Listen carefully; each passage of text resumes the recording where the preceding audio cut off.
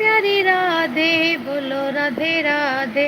आपको पता है जो रुक्मणी जी थी, रुक्मणी जी वो हमेशा ईर्ष्या में रहती थी राधा से।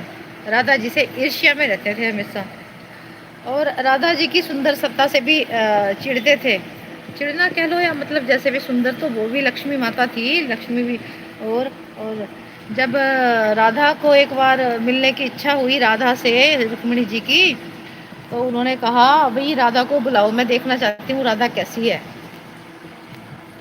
तो राधे जी आ गई, और जब राधे जी द्वार पे आ गई ना, तो दासी अंदर गई कि रुक्मणी जी, राधा राधा जी आई हैं, बाहर द्वार पर खड़ी हैं। तो सबसे पहले ईर्ष्या हुई रुक्मणी जी को, और उनसे कहा मैं देख लूँगी, अभी अंदर मत आने देना, उनको बाहर ही खड़ा रहने दो। मतलब उनको लग रहा था कि भाई राधा को बाहर खड़ा करें, थोड़ा सा पता लगेगा कि भाई महारानी जी आने में टाइम लगेगा, तो आप की कोई ज़्यादा इमेज नहीं है, इतनी ज़्यादा इम्पोर्टेंस नहीं थी रुक्मणी जी के लिए। तो उनकी सुंदरता ना ऐसे महक रही थी, बरस रही थी पूरे द्वारिका में। द्वारिका में जब गए थे, कृष्णा कृष्णा कृष्णा, आप कृष्ण कृष्ण करते रहिए। वाह वाह वाह वाह वाह वाह वाह। राधे जी याद कर रही हैं, देखिए आप कृष्ण कृष्ण करते रहिए, कृष्ण कृष्ण कृष्ण कृष्ण कृष्ण कृष्ण कृष्ण कृष्ण, वाह वाह वाह। राधे जी खुश होकर मुस्कुरा के आज रात को आपके सपनों में आएंगी। तो राधे जी ना, राधे जी के चेहरे पे बिल्कुल भी सिकन नहीं थी, और रुक्मणी जी थोड़ी झुंझलाती हुई देर से सोचने लगी कि राधा में ऐसा क्या है जो कृष्ण बिल्कुल उनके पास रहते हैं।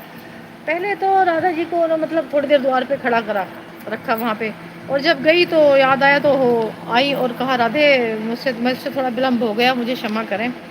तो राधा ने कुछ भी नहीं कहा, और बड़ी मुस्कुरा के, बड़े प्यार से मुस्कुराते भाव से कहा कोई बात नहीं।